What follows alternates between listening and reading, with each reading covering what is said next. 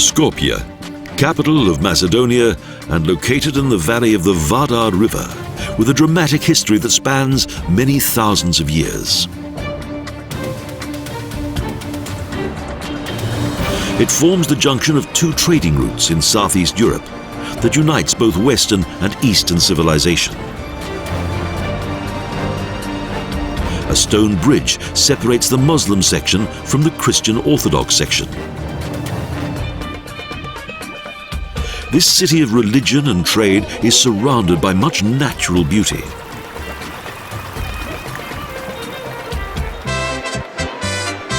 Skopje, the Old Town, and also known as the Lower Town north of the river, has witnessed several battles, earthquakes and floods.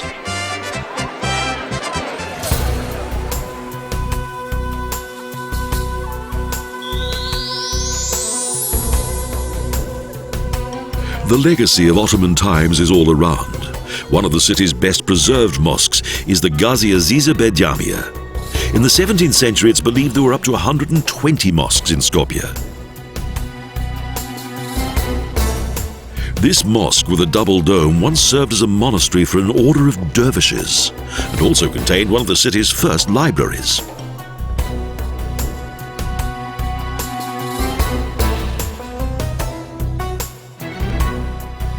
Ottoman rule began in 1392 and lasted for 520 years.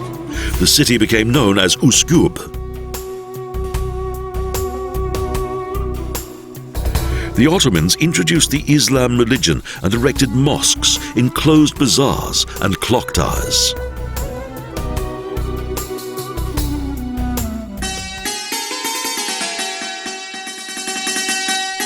The interior architecture of the mosque is quite modest, although the walls and both domes are decorated with artistic ornaments.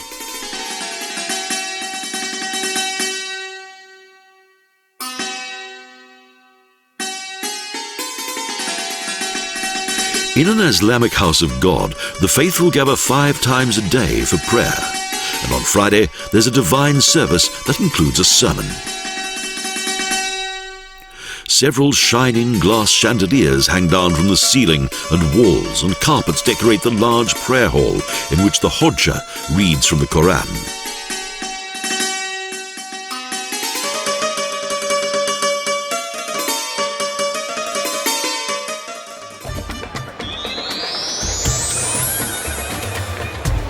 The Old Bazaar is an important meeting place. Some of the streets of the market are roofed.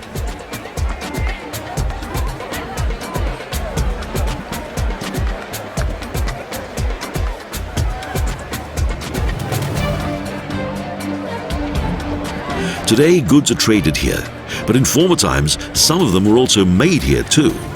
The goods were produced on all floors.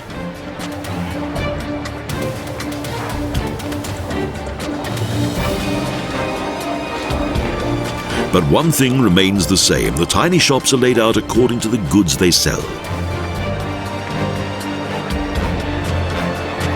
There is also an alley of goldsmiths, a popular area.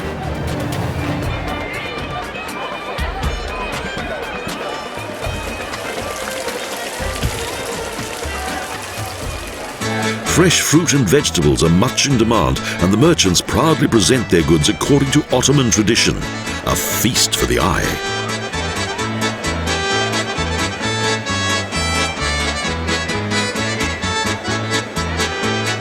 A visit to the market is always a fascinating adventure. But when the muezzin calls for prayer, the people stop what they're doing and begin to pray.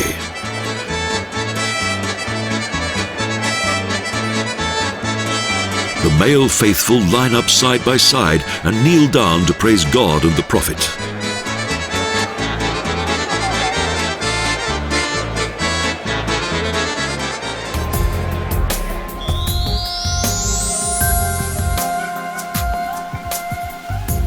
Beyond the bazaar is the splendid Djamia, also known as the colourful mosque.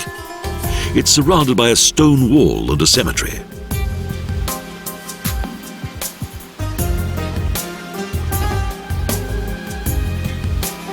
Within one of the tombs lies the remains of city treasurer Ishak Beg.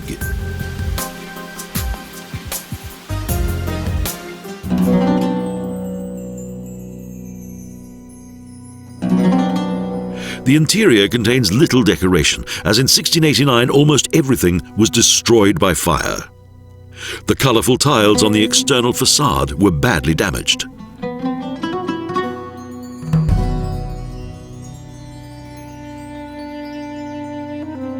However, the mosque survived and is today visited by the faithful.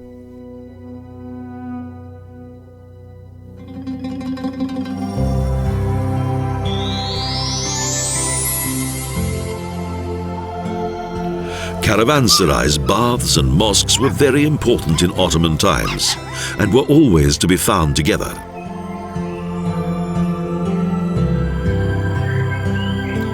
Both travellers and traders required accommodation as well as storage rooms, baths and places of prayer. Kursumlian was so named because its original roof was a plumbic dome known as kursum in Turkish. Later it was removed.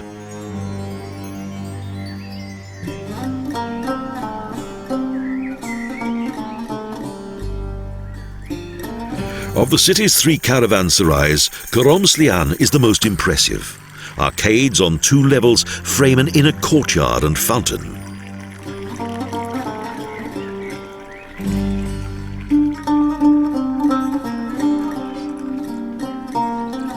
The lower rooms were used as storage rooms for goods and animals, and in the upper rooms, travellers were accommodated. As protection from both cold and invasion, there were few windows. Today, the caravanserai is used as a lapidarium for the neighbouring National Museum. Roman and Hellenistic artefacts are exhibited in the atrium.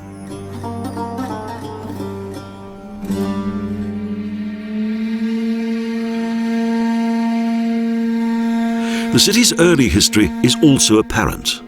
In around 500 BC, the first settlement originated here, on the edge of the Illyrian realm.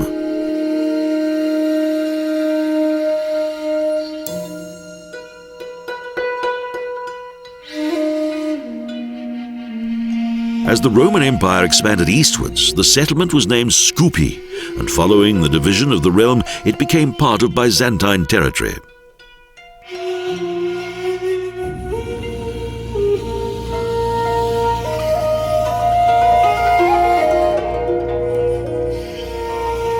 Later, Skopje was appointed by the Romans as a seat of local government for the district of Dardania.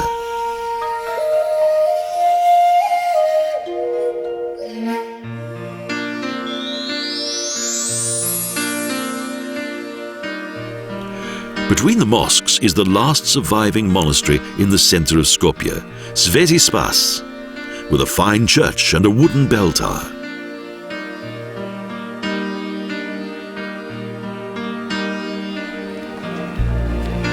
Both monastery and church were built before the time of the Ottomans, and eventually they had to be reduced in size because no other religious building was allowed to be larger than a mosque.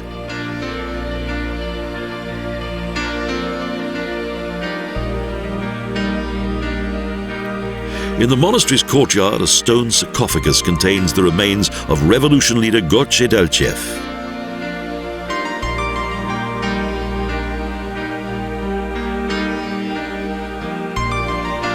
It contains only his body, as his head was exhibited on the city's famous stone bridge following his execution.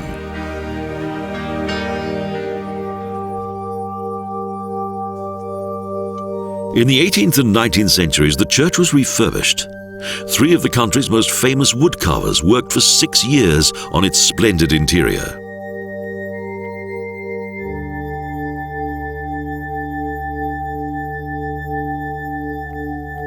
The work on the 10-metre wide and 6-metre high icon is thought to have been one of the greatest achievements of that time, a unique work of art.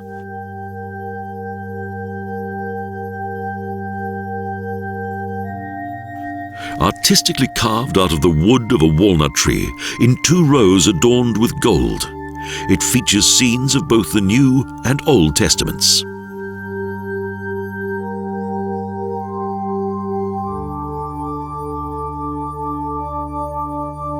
Makaria Frykowski and his brothers Marko and Peter Filipkowski worked every day on this masterpiece.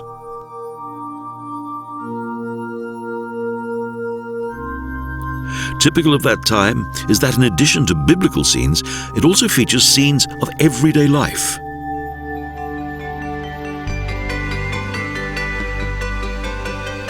In an adjoining museum, images on the theme of freedom fighting are exhibited. Gazi Delchev, along with 74 followers, was overrun by 400 Ottoman soldiers.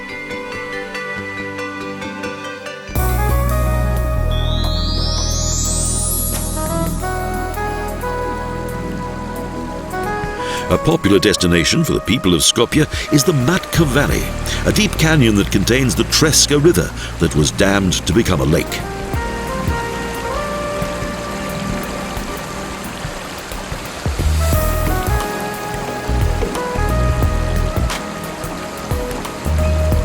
Cragged mountain peaks frame the river valley, and deep down are numerous old churches and caves hidden within the rock.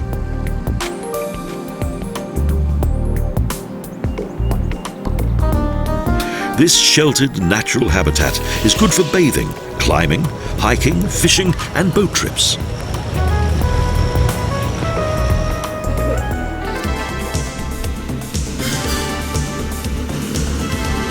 Viewed from the boat, the river valley looks even more immense, more primeval, and also more romantic.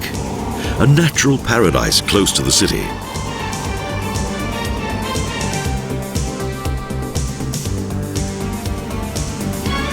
Once hardly anyone visited this wild landscape because there was little to do.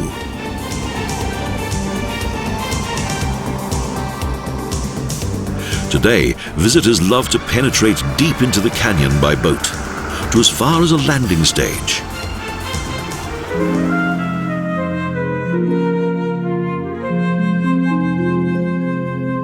A hole in a rock wall leads to a famous natural wonder that was nominated for the new Seven Wonders.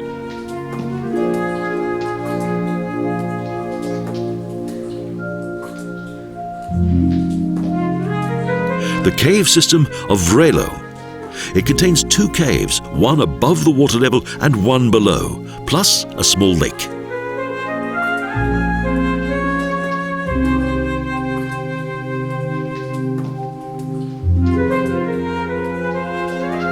Exploration of the cave system is still underway, but it's estimated that it's more than 500 meters deep.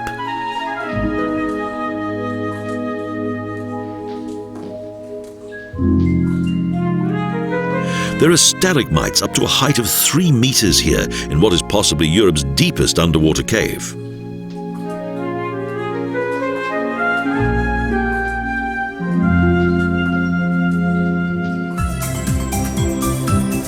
After we've seen as much as we can, we return by boat to visit the canyon's monasteries.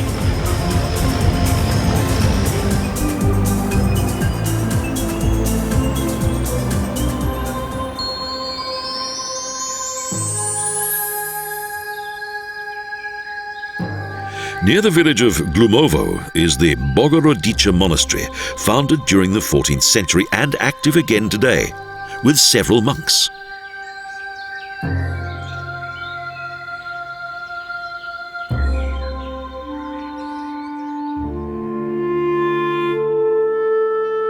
The medieval frescoes on the walls and ceilings are well preserved after 500 years.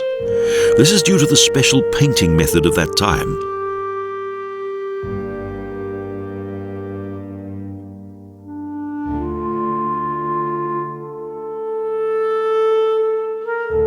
Fresco means fresh.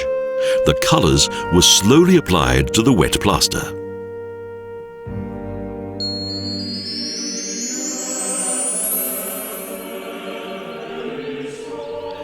The Sveti Nicholas-Izevsky Church is situated on a plateau high above the Treska River and surrounded by a small fruit garden and basewoods.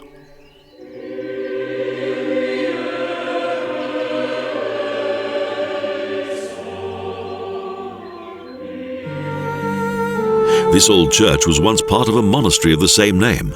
No details exist of its origins, but it was first recorded in the 17th century.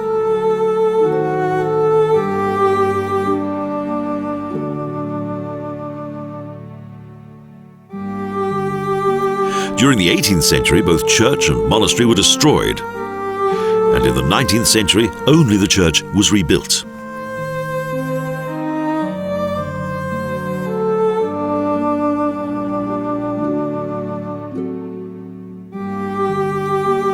The older frescoes were subsequently repainted. Narrative motifs characterized the painting method of the 17th century.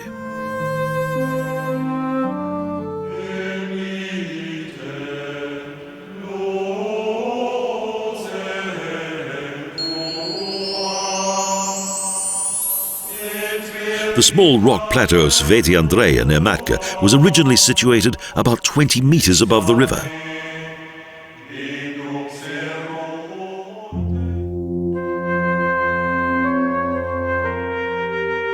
Its frescoes date back to the 15th century. Particularly beautiful are the scenes from the Last Supper, removal from the cross, and Jesus on the Mount of Olives.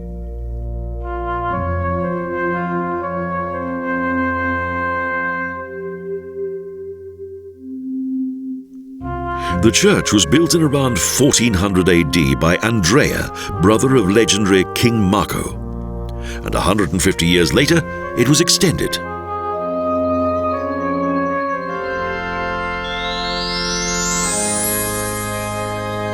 Around Skopje are several monasteries, but the most popular is situated in the small village of Neretsi.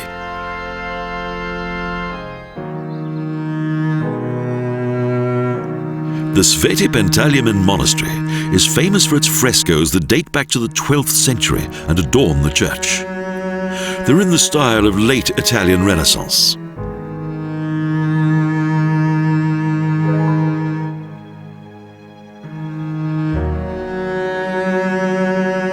The monastery church is only used for special occasions such as festivals and weddings.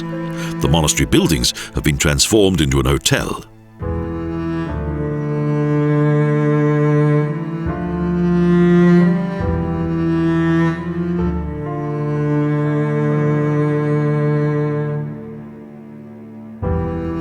Here, cultural treasures have been saved for modern times. Back in Skopje, we visit the newly built Upper Town, the modern district of this Macedonian metropolis.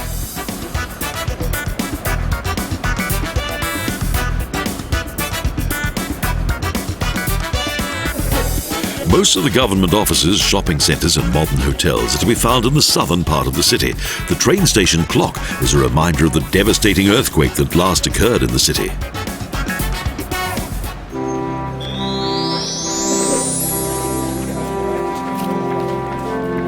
A simple monument of Mother Teresa stands in front of her house that, although modern, is also very much in Macedonian style. The world-famous Catholic nun was born in 1910 in Skopje. Her whole life was dedicated to the aid of the poorest of the poor.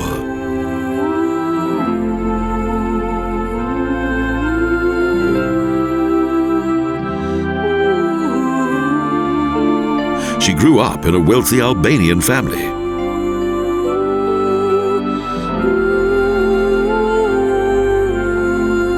The missionary of grace and charity died in 1997 in Calcutta.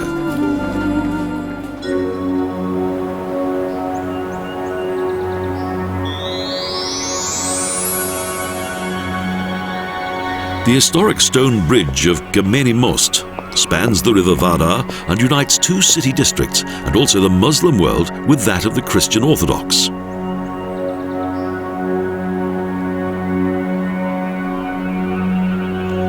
The massive 214-metre-long stone bridge was built in the late 15th century under the rule of Sultan Mehmet the Second, the Conqueror.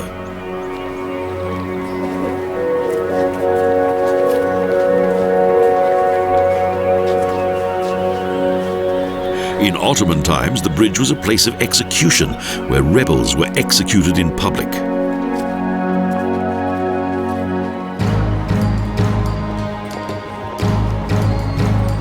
Then the city grew rapidly and people also settled outside the city walls, so a bridge to the new city quarter became necessary.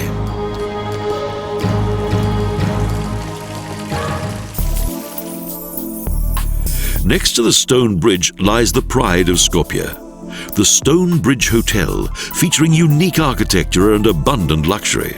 Here, the past meets with the present. There's also a square and modern shopping streets. Here, the city shows its international face.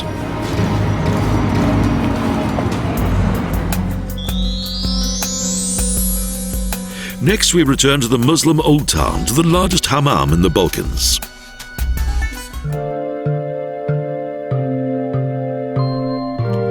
The Davut Pashin Hammam was built in the 15th century. It's a typical bathhouse that dates back to the time of Turkish rule.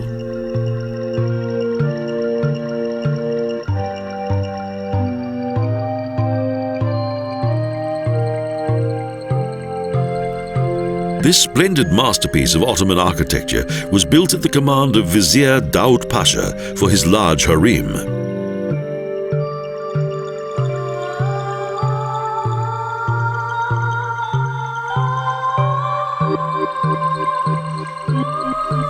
Today, the National Gallery is accommodated here. It features mainly contemporary works of art. Only a few of its exhibits date back to the 13th century.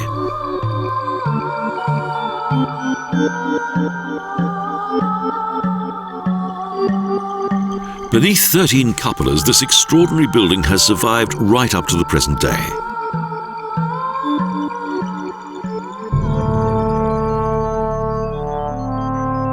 Where today works of art are exhibited, in former times there were once various bathing rooms, divided between men and women, with hot steam and cold water.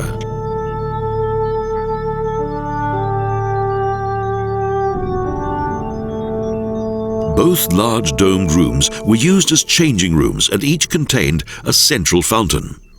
An atmospheric place indeed.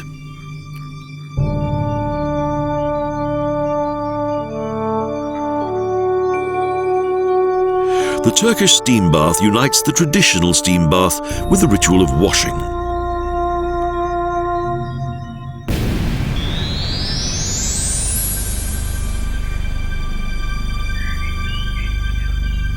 Kala, an Ottoman fortress, surveys Skopje and the Vardar Valley. Prehistoric settlements that date back to 3500 BC were discovered on this hill.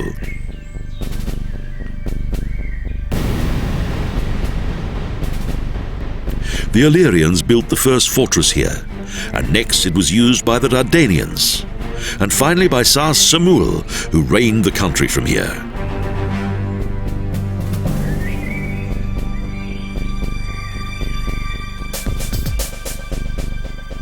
Earthquakes frequently destroyed the city's fortress. In 518 AD, the first time, and in 1963, the complex that had been rebuilt under Justinian rule.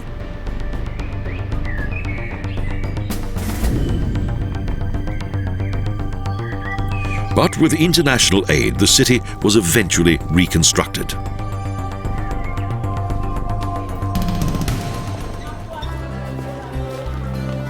Nightlife flourishes here, especially in the southern part of the city. Skopje is once again a city of various cultures. NATO and other international organizations are represented here, strategically placed in what is a sensitive part of the world. The city's people try to forget the last flood and the horrendous earthquake of the 26th of July 1963.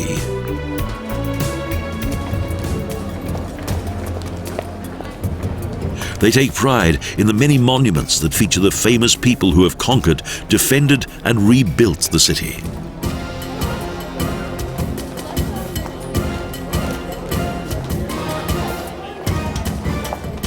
They have all made their mark in the city's architecture, culture, and people.